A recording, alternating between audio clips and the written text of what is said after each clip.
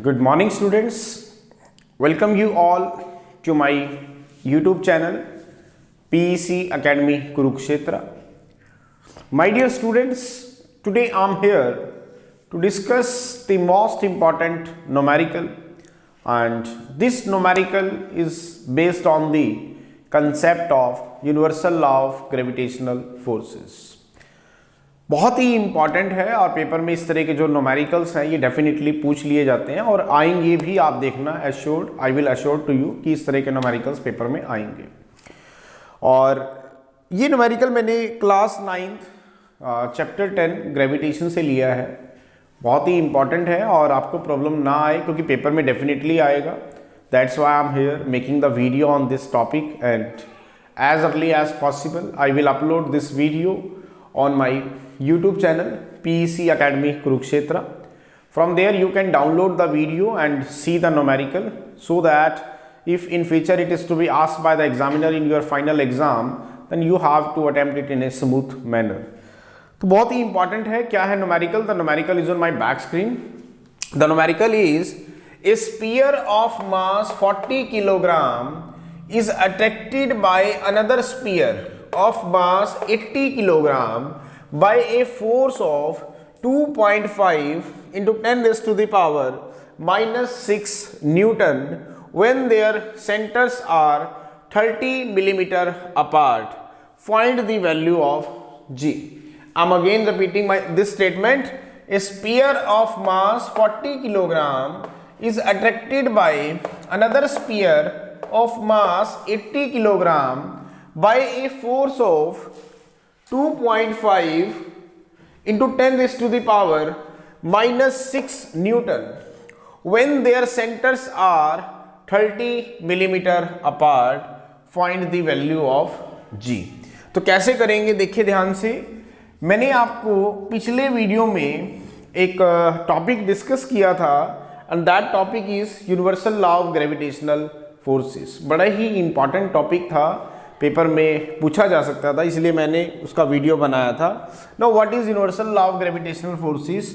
वो हमें क्या कहता है कि अगर हमारे पास दो ऑब्जेक्ट हैं, suppose this is the first object having the mass is say m1 and this is the another object having the mass is say m2 and these two objects are separated by distance say r, तो इनके बीच में कुछ attractive forces F exist करेंगे, और वो जो forces होंगे वो होंगे G m1 m2 by r square, where G is the universal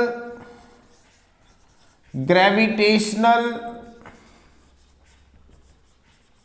constant,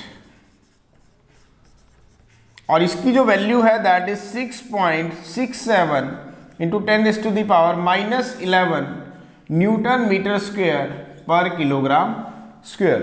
ये हमने टॉपिक आपसे डिस्कस किया था। क्या कह रहा था ये हमें कि अगर हमारे पास दो ऑब्जेक्ट्स हैं जिनके मासेस मान लेते हैं m1 एंड m2 हैं, और दोनों ऑब्जेक्ट्स एक दूसरे से r डिस्टेंस पे सेपरेटेड हैं, तो in this universe these two objects attract to each other with some force, तो उनके बीच में कुछ एक अट्रैक्टिव फोर्सेस लगेंगे, और वो जो फोर्सेस होंगे वो होंगे G m1 m2 by r square, जिसमें m1 m2 इनके मासेस हैं, r इनके बीच का डिस्टेंस है सेंटर टू सेंटर, और G is the universal gravitational constant जिसकी वैल्यू है 6.67 into 10 raise to the power minus 11 newton metre square per kilogram square. जो आज का न्यूमेरिकल है वो इसी फॉर्मूले के ऊपर बेस्ड है। वो क्या कह रहा है? This is the sphere A जिसका मास आपको गिवन है। कितना गिवन है स्पीयर का मास? 40 kg। मींस m1 आपको गिवन है that is 40 kg। Now this is the another sphere of mass 80 kg। मैं इस स्पीयर को B कह देता हूं। m2 आपको गिवन है that is 80 kg, and their centres are 30 mm apart, मतलब यहां से सेंटर तक की जो दूरी है that is 30 mm, means R आपको गिवन है दैट इज 30 mm। लेकिन हम इसे किसे कन्वर्ट करेंगे, एसआई सिस्टम में। कैसे, 1 मीटर जो होता है वो 10⁻³ mm के बराबर होता है, ये आपको याद रखना है। 1 मीटर 1000 mm के बराबर होता है, मीन्स 10⁻³ mm के बराबर होता है। तो 1 mm हो जाएगा आपके पास 10⁻³ मीटर। तो 30 mm हो जाएगा आपके पास 30 into 10⁻³ metre, means 3 into 10⁻² metre. ध्यान से देखें, हमारे पास R गिवन है 30 mm, मैं इसको SI सिस्टम में चेंज करूंगा। क्यों? क्योंकि मास भी मेरा SI सिस्टम में है और जो फोर्स है वो न्यूटन में गिवन है। Newton is the SI unit of force, तो इसका मतलब डिस्टेंस को भी आपको SI सिस्टम में लेना होगा, मींस मीटर में लेना होगा। लेकिन हमें R की वैल्यू 30 mm गिवन है, तो मीटर में कन्वर्ट करेंगे। 1 मीटर में 1000 मिलीमीटर मीन्स 10⁻³ mm, तो 1 mm हो गया 10⁻³ मीटर। तो 30 mm हो गया 30 into 10⁻³ metre, means 3 into 10⁻² metre. तो R की वैल्यू होगी 3 into 10⁻² metre.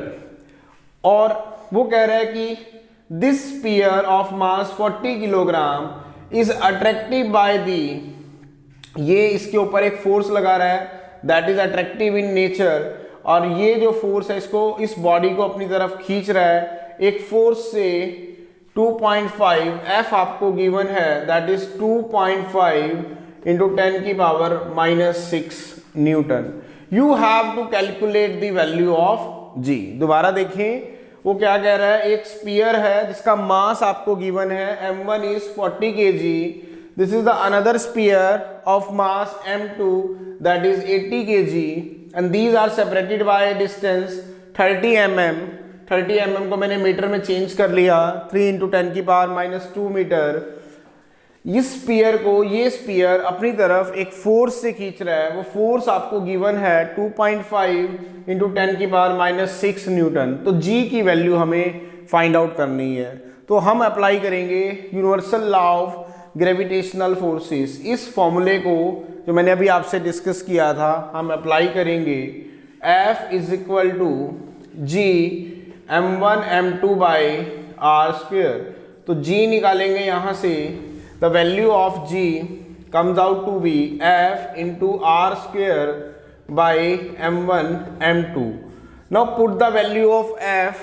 F is 2.5 into 10⁻⁻6 Newton. Now what is R?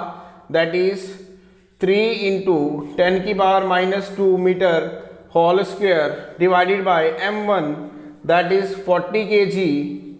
और now what is m2 that is 80 kg। आपने क्या किया, इन सभी वैल्यूज को यहाँ पर पुट किया। f की वैल्यू भी पुट की that is 2.5 into 10⁻⁻6 newton. r की वैल्यू भी फिक्स की that is 3 into 10⁻² metre. r का होल स्क्वायर था तो स्क्वायर हो गया, divided by m1 m2 that is 40 kg और 80 kg।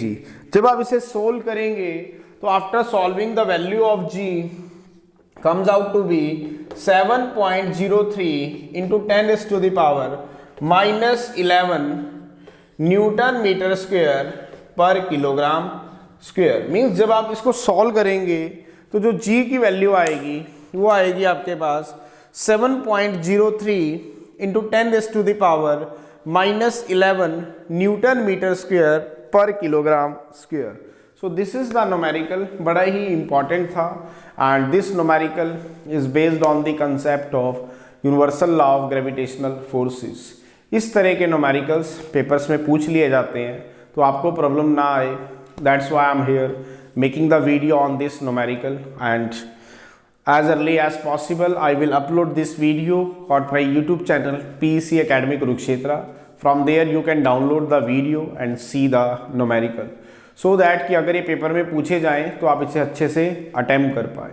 So at last my dear students, again I am saying If you like my videos, like my work, like my effort, then please don't be forget to subscribe my channel.